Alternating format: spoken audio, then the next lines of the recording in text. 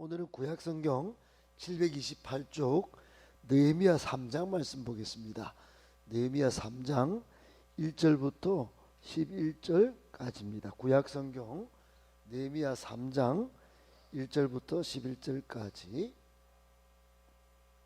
저와 여러분이 한 절씩 교독하겠습니다. 1절부터 11절까지 있습니다. 그때에 대제사장 엘리야십이 그의 형제 제사장들과 함께 일어나 양문을 건축하여 성별하고 문짝을 달고 또 성벽을 건축하여 한메아 망대에서부터 하나엘 망대까지 성별하였고, 여리고 사람들이 건축하였고, 그 다음은 이므리 아들 삭굴이 건축하였습니다. 어문은 하스나의 자손들이 건축하여 그 들보를 얹고 문짝을 달고 자물쇠와 빗장을 갖추었고,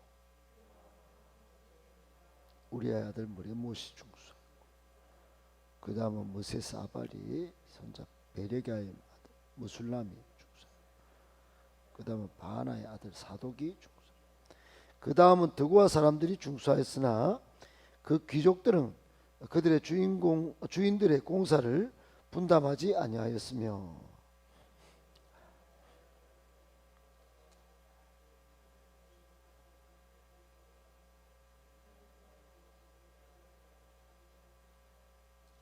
그 다음은 기본 사람 몰라다와 메로노 사람 야돈이 강 서쪽 총독의 관할에 속한 기본 사람들 및 미스바 사람들과 더불어 중수하였고,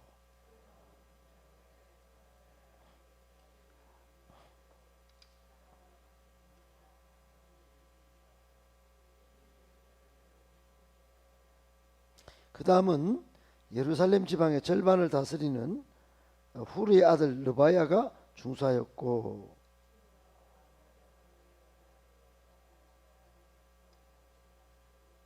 같이 읽겠습니다. 11절을 같이 읽습니다. 하림의 아들 말기야와 바모압의 아들 하수비 한 부분과 화덕 망대를 중수하였고. 아멘. 할렐루야. 하나님께서 새벽부터 하나님의 말씀을 사모하는 여러분을 복 주시고 은혜 주시기를 축복합니다. 예수님께서 이렇게 말씀하셨습니다. 사람이 떡으로만 살 것이 아니요 하나님의 입으로 나오는 모든 말씀으로 살 것이라. 모든 말씀으로 살 것이라. 말씀으로 사는 게 성도인 것이지요. 세상 사람들은 떡으로 살려고 합니다. 그래서 여러분은 이게 떡과의 전쟁이구나, 이 밥 먹는 전쟁이구나 생각을 하셔서 밥을 세상 밥만 먹으려고 덤비는 사탄의 술책에 넘어가지 마시고 영의 말씀, 영의 떡, 이 떡을 아침부터 꼭 먹어야 내가 산다, 영혼이 산다, 잘 된다, 잘 풀린다 이렇게 생각하시고 영의 떡을 항상 잘 드셔서 복 받으시기를 예수님의 이름으로 축복합니다. 아멘. 오늘 말씀을 세 가지로 정리해서 묵상하겠습니다. 첫 번째, 소명의 사람은 시간을 허비하지 않습니다. 여러분, 세상에 시간을 허비하는 사람이 많죠. 그래서 연초에 보면 작심삼일이라는 말도 그래서 나온 것이죠. 결심을 했는데 시간을 허비해서 가만히 보니까 결심한 게 그냥 흘러가 버렸다. 그래서 작심삼일이라고 했죠. 여러분, 나태와 게으름은 마귀가 뿌려놓은 성도의 신앙을 갉아먹는 영적 해충 중에 특별한 것이에요. 나태와 게으름이 얼마나 무서운가. 여러분, 게으름에 자신을 내어두면 하나님의 말씀도 쑥 들어올 줄 알지만 그런 법은 없습니다. 내가 말씀을 가까이 하고 또 기도를 열심히 하는 그 사람이 하나님의 음성을 듣고 하나님의 기적을 체험하는 것이에요. 오늘 이야기는 느헤미야가 자기 고향, 자기의 영적인 고향인 예루살렘 성이 허물어지고 불탔다 하는 소식을 듣고 그 즉시로 울고 애통하면서 금식도 하고 주야로 기도하다가 당시 아닥사스다 왕한테 들켜가지고 너 왜 그러니? 그랬더니 제가 이 예루살렘 성이 불타가지고 제가 얼굴에 근심이 많지요. 그랬더니 어이구 네가 그러면 안 되지. 네 소원이 뭐야?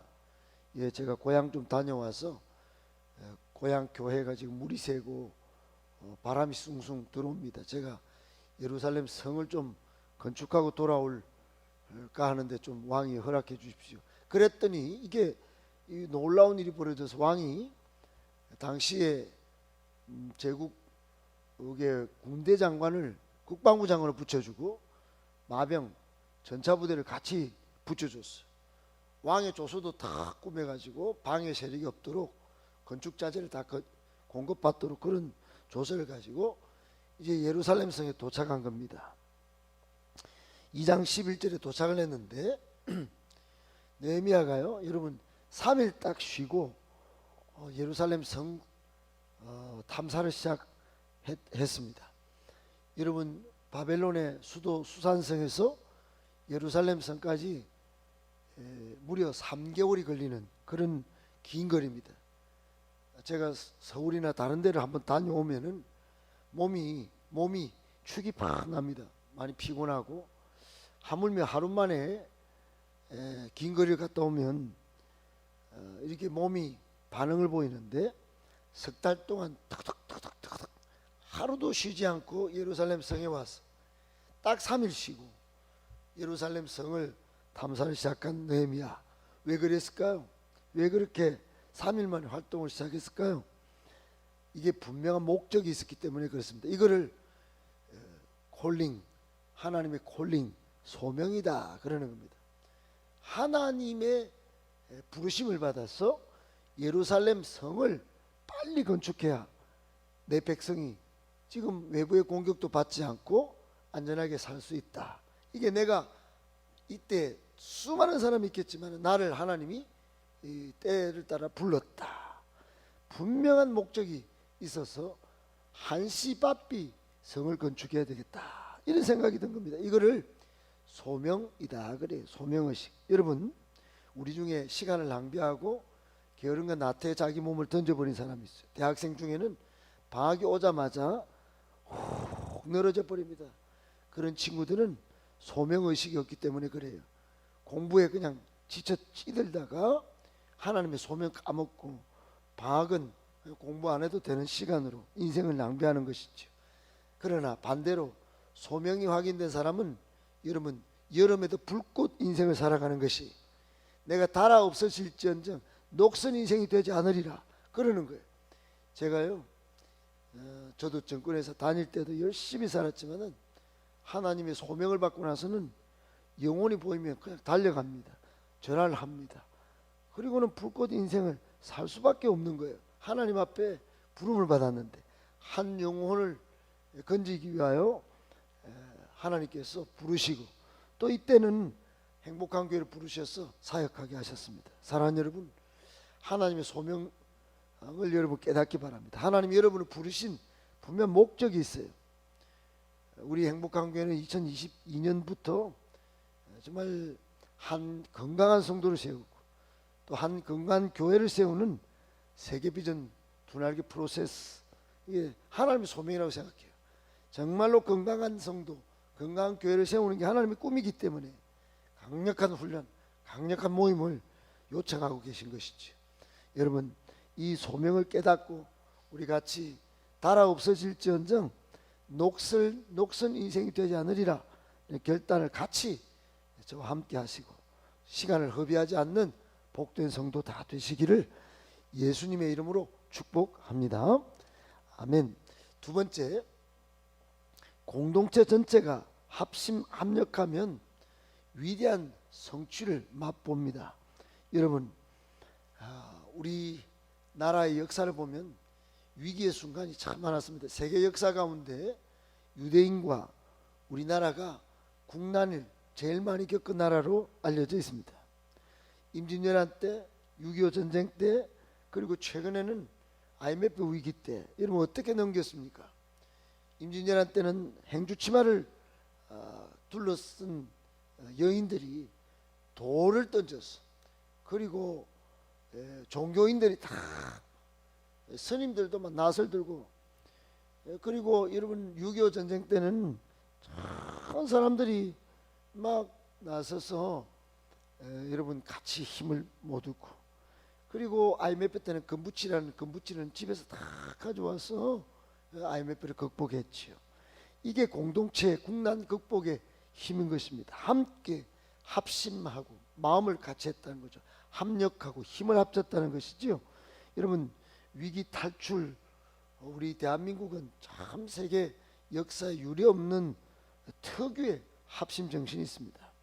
지금 예루살렘 성은 어떻게 되어 있습니까? 여러분 지금 현재 오늘 본문의 3장에 보면 1절에 보니까 여러분 사람들이요 함께 막 일어나요.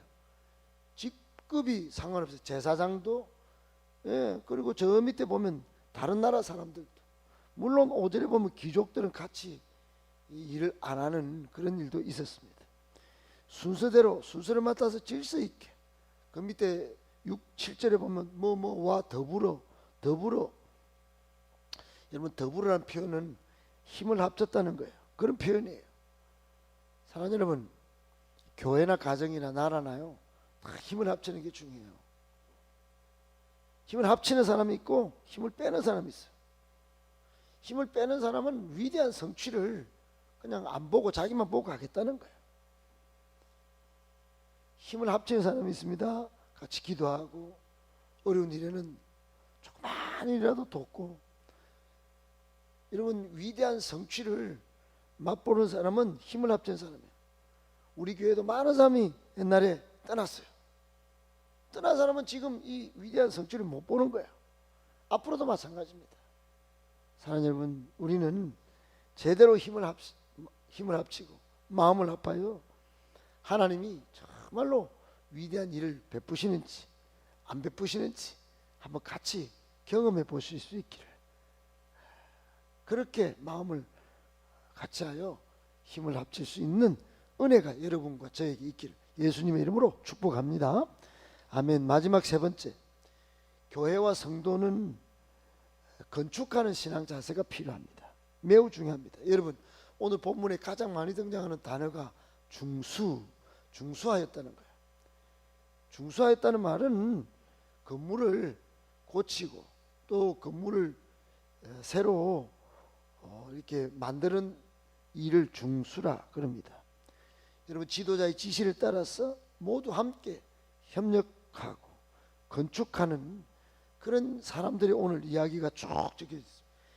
읽을 때는 이게 무슨 은혜야, 이거 건물 짓는데 사람들 뭐 이름만 쭉쭉 나오고 내하고 무슨 상관이 있어? 여러분 이게 상관이 있습니다. 여러분 주님 다시 오시는 그날까지 예수님은 이런 말씀을 마태복음 7장에 하셨어요. 모래 위에 집을 건축하는 사람은 바람이 불고 비바람이 불어치면 허물어진다. 그래 미남의 반석 위에 집을 짓는 사람은, 말씀에 순종하는 사람은 정말 흔들리지 않는다. 그 말은 예수님께서 건축하는 신앙의 중요성을 말씀하신 거예요. 여러분 말씀에 순종하여 신앙생활을 잘하는 사람, 그 건축하는 자세로 신앙생활하는 거예요. 여러분 오늘 본문도 공사를 중단하고 방해하는 사람들이 있었어요. 그런데 체계적으로 빈틈없이 순차적으로 건물을 다 이게 건축하는 사람들이 있었다 이 말이에요. 결국은 여러분 오늘 본문 이후에 이 건축자들의 명단이 왜 들어갔겠습니까? 이런 사람들 때문에 예루살렘 성이 다시 회복됐다. 오늘날 교회마다 구멍 뿡뿡 뚫리는 데가 있어요. 그걸 다 기도로 같이 중수해 나가는 겁니다. 이 교회를 내가 세워가야지, 내 힘을 필요로 하는구나.